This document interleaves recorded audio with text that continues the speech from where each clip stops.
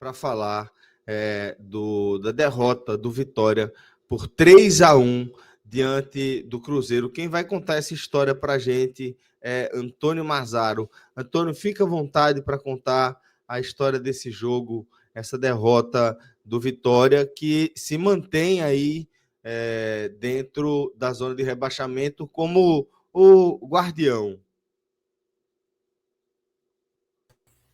É isso. Boa noite, Celso. Boa noite, nosso diretor Gabriel. Boa noite a todo mundo que está acompanhando o podcast de hoje.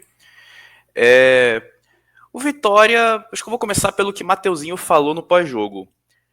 A derrota dói porque o Vitória não jogou mal. Acabou pagando um preço muito alto pelos erros do começo do jogo. No começo, com 15 segundos, Mateuzinho teve uma boa chance, só que parou no Cássio. É uma chance que não dava para perder, mas enfim, perdeu, seguiu o jogo. Começo. Aí, com 3 minutos, o Thiago Couto vai lá e me faz um pênalti completamente infantil em cima de Caio Jorge. E aí, Caio Jorge, daí, para voltar, né, para decidir reacender ele, que estava numa seca de 6 jogos. Aí voltou a fazer, decidiu marcar 2 hoje.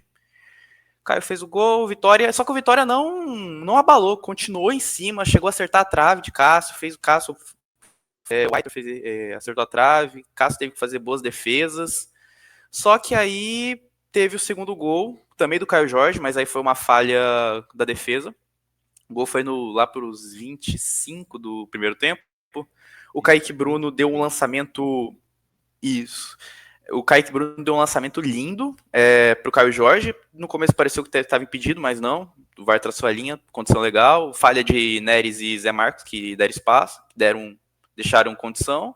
Aí Caio Jorge na frente de Thiago Couto, não teve muito o que fazer. Aí o Vitória pareceu que ia dar uma murchada, mas não, continuou, até fez o seu gol com o William Oliveira, de cabeça no escanteio. Mas aí no finalzinho do primeiro tempo, aí Thiago Couto fez sentir falta de Arcanjo, porque ele errou de novo, um chute do Arroio, que nunca tinha feito gol pelo Cruzeiro, deu um chute no canto de Thiago Couto e ele aceitou. Aí aí beleza, o Vitória foi pro segundo tempo com 3-1 atrás, aí Jair Ventura mexeu bastante no time, tirou Dudu, que tomou cartão com 1 minuto de jogo, Dudu no seu modo Dudu, fez outras alterações também. Colocou. Foi Renzo que entrou também? Não lembro. Fez mudança, só que não surtiu muito efeito. O Vitória acabou vendo o Cruzeiro atacar mais no segundo tempo. E o Cruzeiro parecia que nem estava mais afim de tanto jogo. Chegou algumas vezes. Aí no segundo tempo o Thiago Couto já deu uma melhorada, mas de nada adiantou porque já tinha errado no primeiro tempo. E aí entrou Renzo Lopes, entrou Kiki Savério no lugar de Mateuzinho, entrou... que mais entrou? Entrou um povo aí que... PP, que não ajudou. O Vitória, primeiro tempo foi muito bom, só que o segundo tempo foi muito ruim, foi muito apático, que não teve ataque, né? O Cássio pouco tocou na bola no segundo tempo, e é isso. No final acaba sendo um jogo de descarte, porque perder para o Cruzeiro com quase 60 mil pessoas no Mineirão era previsível. Tava na conta. Hã? Tava na conta. Isso, tava na conta. E era torcer para o outro jogo do mesmo horário ter uma contenção de danos. Essa era Fortaleza e Santos tentarem segurar o empate, no máximo, talvez um Fortaleza ganhar, mas o melhor era o empate, aconteceu. E agora o foco é na próxima rodada, que o Vitória joga em casa contra o Inter, e no dia seguinte tem Santos e Palmeiras no Allianz Parque. É torcer pro Santos não ganhar e fazer o jogo da vida no Barradão na quarta-feira. E eu acho que dá pra sonhar, né? Dá pra tirar coisa boa desse jogo. A volta de Mateuzinho jogou bem. Mas também tem que ver algumas coisas. Por exemplo, o Eric acabou jogando de ala direito na vaga de Cáceres, que sentiu um desconforto antes da partida, não foi relacionado.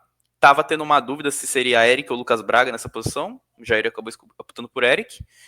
E acho que essa posição de ala direita acaba minando muito ele. Ele sumiu no ataque e é um atacante, defendendo. Não conseguiu conter os avanços da Raposa.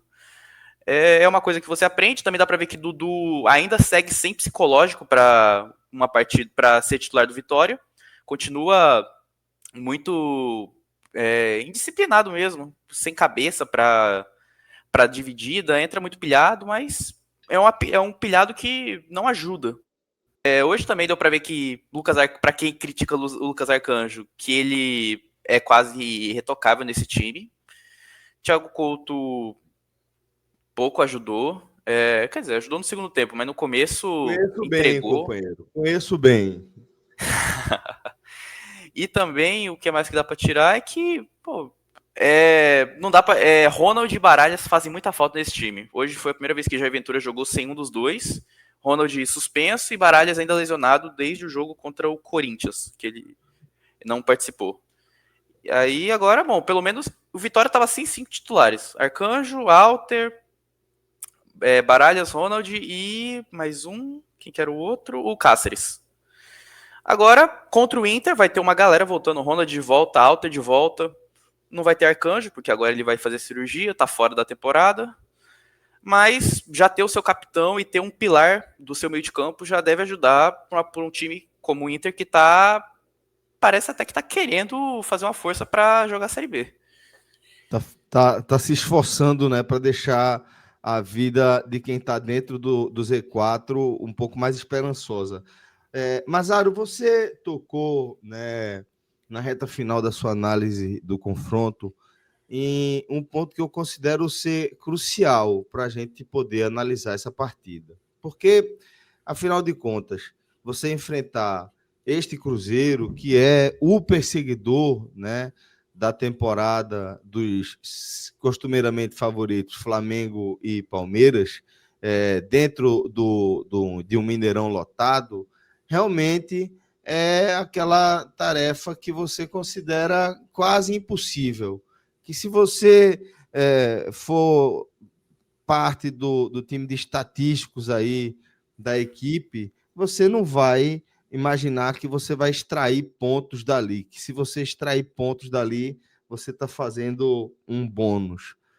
E eu acho que você foi muito feliz quando você apontou, fez essa conexão com o que aconteceu na outra partida, né, que abriu essa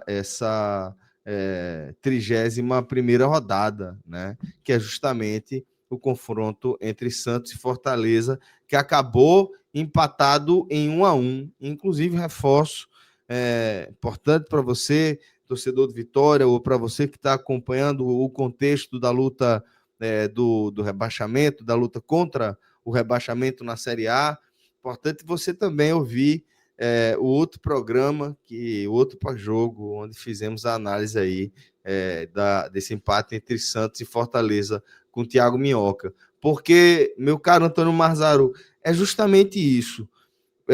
Essa partida, ela era basicamente um descarte. Pô, você falando aí de descarte na Série A do Campeonato Brasileiro, entendendo quanto cada ponto custa nessa competição, mas talvez seja importante entender lutar cada batalha, saber o que você pode conquistar. E o que o Vitória conquistou, na minha opinião, foi justamente algo que estava ali longe do Barradão. O empate entre Santos e Fortaleza segura esses dois adversários diretos do Vitória aí, numa posição relativamente confortável para o Vitória, que está justamente separando esses dois adversários. E, além disso, o Vitória vai ter uma sequência, como você falou, tem o Inter, depois tem o Botafogo também em casa, um time que também não está vivendo a melhor das fases, que não está vivendo o melhor momento. Então, talvez, se for possível extrair pontos positivos dessa derrota para o Cruzeiro por 3-1, eu acho que é o que de fato importa quando a gente vai para o contexto da análise dessa partida, não é verdade? Verdade. Inclusive, a sequência de 4 jogos do Vitória são partidas bem importantes. É o Inter no Barradão, que é um time que tá em uma má fase, tendo o jogo do Santos contra o Palmeiras do outro lado. Aí depois de novo enfrenta o Botafogo no Barradão. E daí 2 partidas fora de casa, mas são 2 partidas que são relativamente acessíveis, porque no raio-x do podcast, Fred trouxe o Bragantino como um possível novo alvo para o Vitória, Sim. porque o Vitória o Bragantino é o vice-lanterna do retorno. E jogar a vida no Nabi Abichedi pode acabar salvando. E depois tem o Sport, que já pode entrar rebaixado contra o Vitória. E aí muda completamente a perspectiva da partida, né? Tudo muda quando você já está rebaixado, né? Perfeitamente. Então agora é tentar fazer uma análise fria do que foi esse jogo contra o Cruzeiro, pontos positivos, pontos negativos, e levar para quarta-feira para fazer a melhor partida possível no Barradão e sempre ir melhorando até o último confronto contra o São Paulo, que pode acabar valendo muito para ambas as equipes. Agora que vai abrir mais uma vaga na Libertadores, pode ser que o São Paulo não esteja com a vida resolvida no campeonato e tente jogar. E aí vai ter que estar pronto para essa possibilidade. O que é que Jair Ventura, portanto, pode ter extraído de positivo aí dessa derrota? O que é que ele pode levar para junto do venturismo, dentro dessa análise que a gente está fazendo, fatiando a competição, inclusive enxergando as 2 próximas rodadas como rodadas que estão encadeadas? Acho que a primeira e principal é que o William Oliveira volta a ser uma peça confiável. Quando ele estava com Carpini, no finalzinho da era Carpini, era Carille, o William Oliveira estava irreconhecível, não parecia o volante que foi no ano passado, no começo, que chegou a ser artilheiro do campeonato.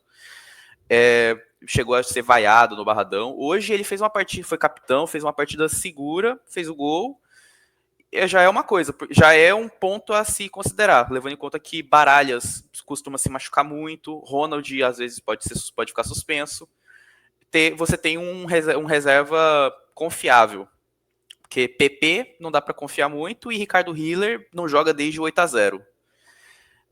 Segundo ponto, eu acho que Mateuzinho volta a ter um pouco mais de confiança, ter um pouco mais do bom futebol. Ele teve 6 meses sem participar de gols, marcou contra o Santos, acho que foi bom que parece que tirou toda a urucubaca que estava dentro dele.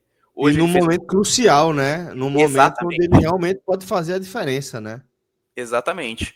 E aí ele tem essa briga na titularidade entre Mateuzinho e Aitor, mas acho que dá para conciliar os dois juntos. Aitor que tá se achando no Vitória, acho que hoje ele foi um dos melhores em campo, ajudou no ataque, colocou bola na trave.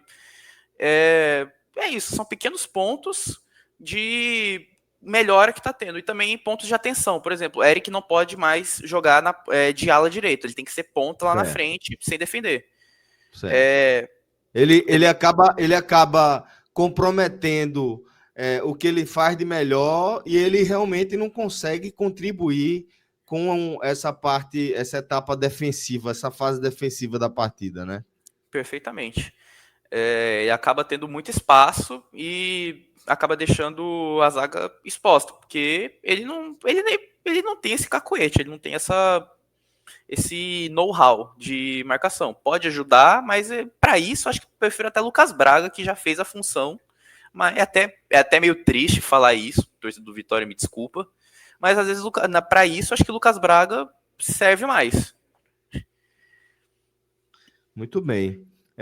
Então, portanto, meu caro Antônio Marzaro, conseguimos destacar aí a leitura geral, a questão contextual, né? É importante aí também relacionada aos outros confrontos da rodada, principalmente o empate em 1-1 entre Santos e Vitória, né?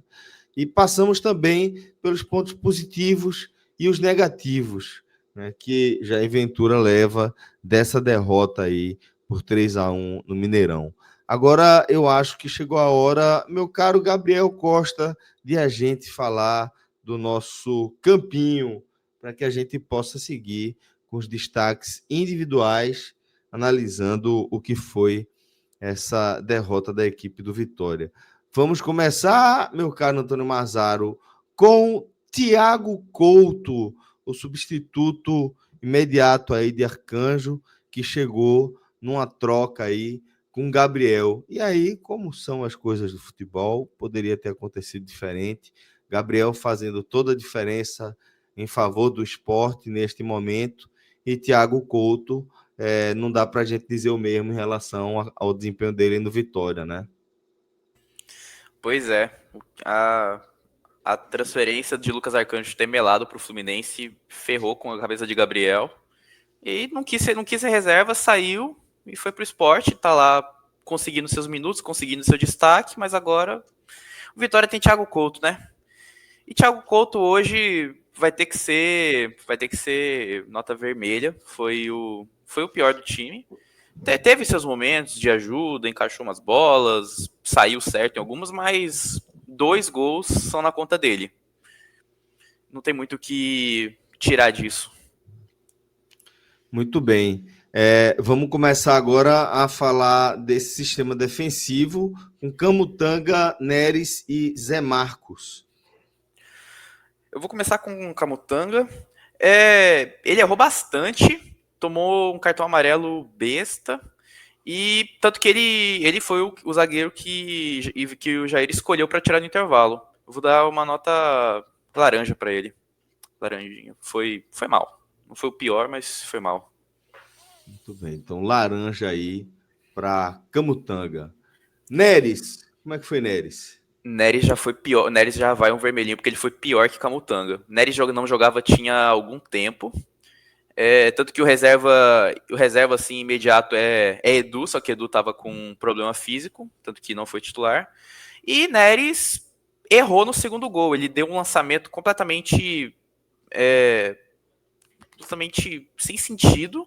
A defesa do Cruzeiro aproveitou, pegou a bola. Não, foi no segundo não, perdão, foi no terceiro gol. Que ele deu um lançamento, aí a defesa do Cruzeiro só pegou e seguiu o gol. Também erros, diversos erros. Errou na linha do impedimento do segundo gol, dando espaço. Uma partida para se esquecer. Então, como é que a gente fecha aí? Fica muito claro, né? Porque a gente viu esse placar, a gente viu um sistema defensivo de Vitória colapsado aí, né? Qual foi o conceito para Zé Marcos, no fim das contas? Para Zé Marcos eu dou um laranjinha também. Errou. O Zé Marcos ele tem um. Eu sinto que ele é um zagueiro muito 8 ou 80. Contra o Ceará ele fez uma boa partida, mas aí contra o Bahia ele já não foi bem. Hoje também ele não. Ele foi. Caio Jorge fez o que quis, o ataque do Cruzeiro fez o que quis com o Zé Marcos. Caio Jorge teve uma tarde muito feliz, né? Dessas partidas que você guarda na memória aí, jogadores como ele, para juntar ali os melhores momentos, né? Os melhores momentos da carreira. Jogou muita bola, né? Tá de olho na convocação de segunda-feira. Tá de olho na convocação.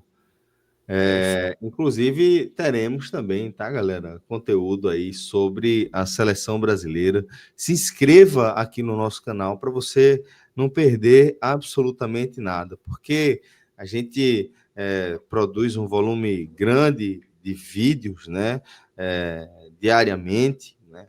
3, 4, 5 vídeos, às vezes, a gente consegue disponibilizar no ar, sem contar que são vídeos muito longos, que rendem cortes também longos e que rendem até muitos e muitos cortes que a gente acaba nem aproveitando como deveria, mas estamos mudando isso nesse formato de shorts, reels, TikTok. E para você não ficar aí na dependência da boa vontade do algoritmo do Google, a gente lembra você de ativar aí o sininho para que toda vez que a gente mandar um conteúdo novo, um vídeo novo aqui no ar, você já ser notificado e não perder, já colocar aí na sua lista de conteúdos, beleza? Vamos seguir então. Zé Marcos Gabriel, ele vai de mal, vai de laranjinha, e assim a gente finaliza o sistema defensivo da equipe do Vitória. Só um segundo. Muito bem.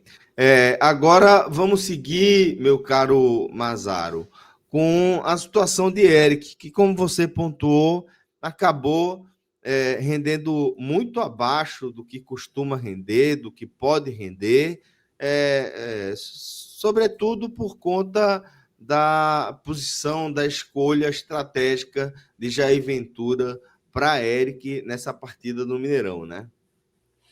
É isso. Ele acabou meio sumindo do jogo, não apareceu para marcar, mas ele conseguiu, ele mesmo assim, mesmo tendo sido apagado do esquema, ele conseguiu criar perigo, teve uma oportunidade na frente de Cássio, só que o Cássio acabou defendendo. Para ele, acho que eu vou deixar com mais culpa de Aventura, acho que eu vou deixar ele como mal. Eu poderia dar um regular para ele, mas rapaz, tá pesando na tinta aí, nosso querido Antônio Mazaro. Eu quero ver você amanhã, lá na coletiva de reapresentação do Vitória. Eu quero ver você representando a Ené 45, falando lá com a galera. E os caras, meu irmão, é muito vermelho aí. Que é isso, velho? Você tá pensando o quê? Você trabalha no Emoba, que chama aí, né? Deve ser, né? Pô, você trabalha no Emoba, que é isso, velho? É distribuindo vermelho para todo mundo.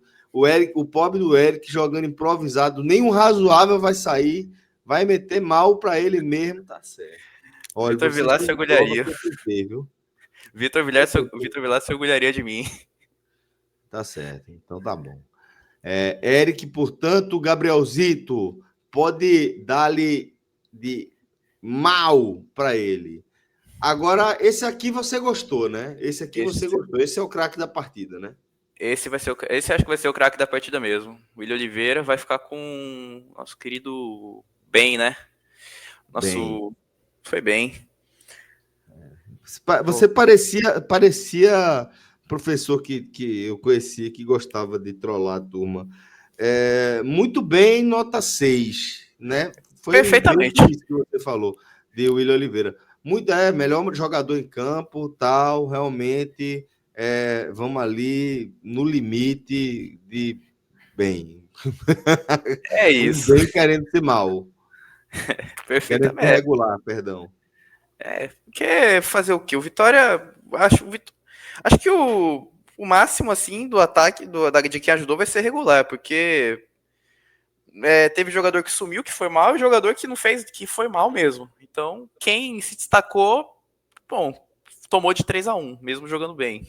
E no segundo tempo não existiu o time. Não, tá certo. E no fim das contas, a caneta sempre acaba pesando aí, de acordo com o resultado. E, pô, em nenhum momento o Vitória conseguiu se colocar ali competitivamente, né, dentro da partida. Em nenhum momento foi um time que, tô aqui e posso beliscar um pontinho, tô aqui, de repente, posso cometer o crime. Foi um Vitória que aparentou já ter entrado meio que nas cordas, né? Então vamos seguir com a análise, vamos falar de Dudu. O que é que você achou de Dudu? Ou como diriam meus amigos baianos, do Divis. O que é que você achou aí do Divis, Antônio Marzaro? Nosso querido Divis foi mal. Certo. Parece que ele, eu não sei se é uma tática dele de querer se controlar, ele tomar um cartão amarelo cedo para poder pegar leve durante o jogo. Mas é isso, tanto que ele acabou saindo do intervalo, mas tomou o cartão e não fez mais nada. Muito bem, então a gente tem aí mal para do Divis, como diriam os nossos amigos baianos. Deixa eu saudar o meu caríssimo Tiago Minhoca. Salve, salve, Tiago Minhoca. Tudo bem, meu irmão? Já por aqui com a gente. Tudo bem, Celso? Tudo bem, Antônio? Estamos aqui acompanhando aqui o finalzinho aqui da avaliação. Daqui a pouco a gente fala sobre Fortaleza. Como eu falei para a galera aí, velho, assim, são programas obrigatórios de você ouvir um e depois ouvir o outro. Não importa em que ordem e chegue para você, você escute, mas se você chegou até aqui na análise dessa derrota do Vitória, vá direto para o nosso feed, tá?